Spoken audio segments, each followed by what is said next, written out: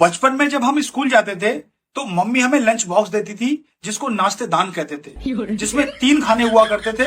Mummy एक में पराठा, एक में अचार और एक में चटनी रख दिया करती थी।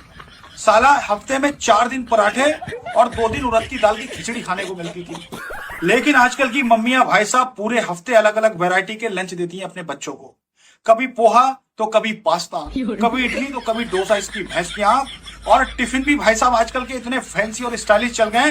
किसी पे डोरीमोन बना है तो किसी पे स्पाइडरमैन, किसी पे मोटू पतलू तो भाई साहब किसी पे छोटा भीम, इसकी भैंस की आंख। मम्मी जैसा गरम गरम खाना घर पे पैक कर रही है, बच्चा भाई साहब वैसे गरम गरम खाना स्कूल में निकाल के खा ले रहा है। एक हम थे भाई साहब, मम्मी वही 3 खाने वाले में भाई साहब अगर गलती से दाल चावल बांध दे रही है तो भाई साहब स्कूल पहुंचते पहुंचते डिब्बे में से दाल झांकने लग जाती थी।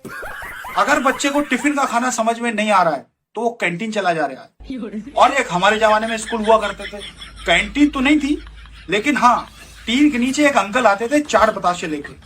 केले के पत्ते में भाई साहब चाट देते थे 50 पैसे की, और आम के पत्ते का चम्मच बना के दिया करते थे।